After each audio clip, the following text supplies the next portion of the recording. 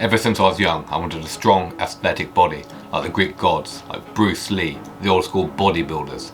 That was the kind of body I always wanted, that was the goal. Whilst not easy, it's definitely doable.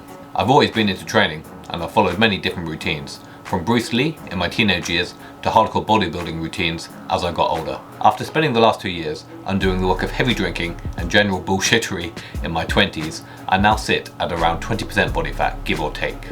Now, I've certainly got a long way to go, but I'm getting there, slowly. It's consistency and showing up every day that's getting shit done and getting me towards my dream body. In this video, I'm going to share with you the 4 principles I've been using to get myself closer to that superhero build. The V taper, the broad shoulders, the slim waist, big chest and visible abs. The Greek god aesthetic. Let's dive into it and how I'm going to get strong as fuck whilst being functional and looking great. Your first step in achieving that V taper, the superhero build that signals to the world you're an attractive male, strong as fuck, not to be messed with, is to build muscle. I like to do a mixture of bodybuilding, strongman and calisthenics. It's a great blend of movements that help me get really fucking strong as well as build muscle. The addition of the bodyweight exercises and acrobatics really cover all bases. Bodybuilding is the best way for beginners to build muscle, training 3 or 4 times a week for hypertrophy and getting sick pumps. It's easily accessible. Either buy some weights or join a gym. Get a program online and just start. You don't need to wait for the perfect time to start. You don't need to wait for the perfect program. Just getting started is all you need to do. Learn as you go. If you're unsure about certain movements, Google it. Only today I had to Google what a split Bulgarian squat was, and they suck. What you really need to do are the big compound movements. Bench press, squat, deadlift, overhead press. The ones that get multiple muscles involved are key, especially the legs. Do not neglect the wheels, as these are a source of testosterone and human growth hormone.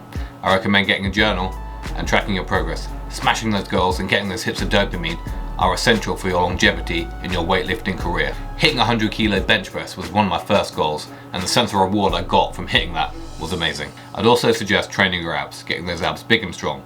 Just look at CrossFitters. They have the sickest abs in the whole of the world, and they get that from exercises such as leg raises, rollouts, sit-ups. Now, you'll never see your abs unless you have a low enough body fat percentage, which leads me on to principle number 2, diet. Now, you can't outtrain a bad diet. Trust me, I've tried. Booze and brown food catch up with you eventually. 3 years ago, I was fat and unhealthy and my mental health was in tatters. Nutrition plays a huge part in how you look and how you feel. I cannot escape my all or nothing mentality. It seems to be ingrained within me. Recently, I've completed 30 days of pure carnivore, eating nothing but meat, butter, eggs and cheese. That was literally it, every day, twice a day. Some of the benefits of the carnivore diet have been great. It's helped me shift loads of body fat, it's helped me put on loads of muscle by hitting about 200 grams of protein a day, and it's helped keep my energy levels just consistent. But as I got closer to the 30-day mark, my body just craved fruit, and I found the diet wasn't quite sustainable for me. So I've switched to more like a paleo diet, inspired by Paul Saladino, which is still primarily carnivore based, but it's got fruits, it's got honey, it's got a few vegetables, sort of low toxicity vegetables, and that seems much more sustainable for me. Clean eating and actually eating food that's beneficial for you is such a game changer. Avoiding all the processed food really does make a massive difference. If you're eating shit and getting shit results, you know why. You want to eat foods that aren't processed. Simple 1-ingredient foods like steak, eggs, butter, fruit, vegetables, things like squash, courgette. That's what you want to be eating. Avoid food that has more than 1 ingredient on the back of it. Things like donuts, things like microwave meals. You just need to have a look at the back. Just reading the amount of ingredients is taxing. You know it can't be good for you. Eating clean and avoiding processed food, especially processed carbohydrates, has been a massive game changer. It's helped me level up in so many different ways.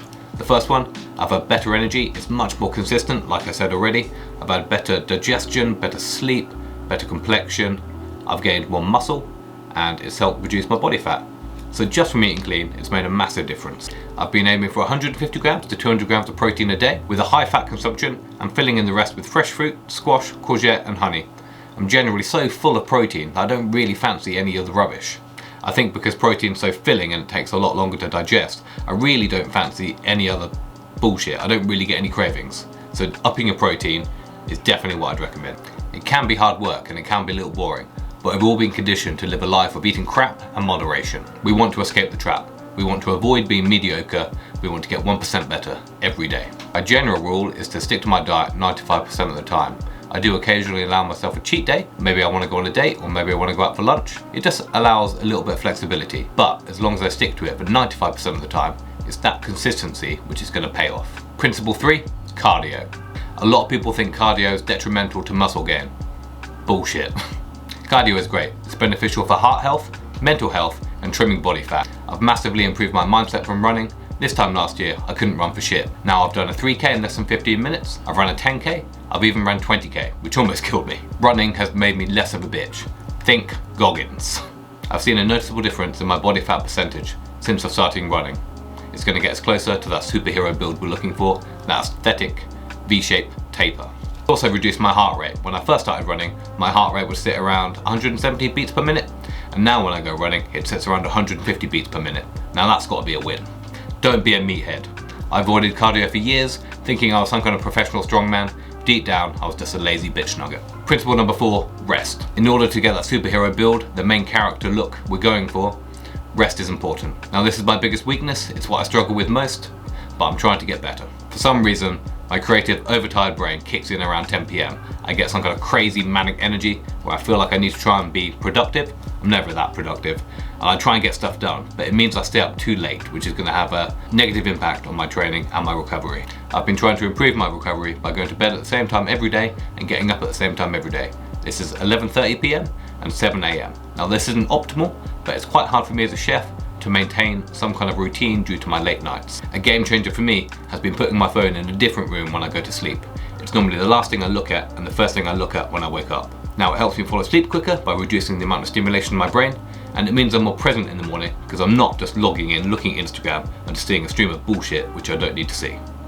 Rest is important if you want to go big and strong. Don't neglect it like I do. It is my weakness, but I'm trying to improve it. Those are the 4 principles I've been using to achieve that superhero build, that aesthetic V-taper. Now there are some other notable mentions which didn't make it into the big 4, but I'll go through those now. Cold showers. I'm sure you've heard of cold showers already, but they're definitely worth it. They help improve recovery and increase testosterone. The supplement ashwagandha has been shown to increase endurance, reduce cortisol, and improve testosterone. Intermittent fasting is another one I do. As a chef, my eating habits are all pretty messed up, so it's quite hard to eat regularly. So I just fast in the morning, and then I tend to eat 2 big meals during my fasting window and stop eating by 9 PM. I'm a bit of a supplement junkie, and I'm always playing around with different ones. At the moment, I'm trying a few different ones to help aid fat loss. These are CLA, green tea extract, and L-carnitine. Studies have shown they can help reduce fat loss, but without the aforementioned 4 principles, they're pointless. I'm just hoping it gives me that 1% edge that's just going to rid some of that last stubborn body fat, especially around my belly.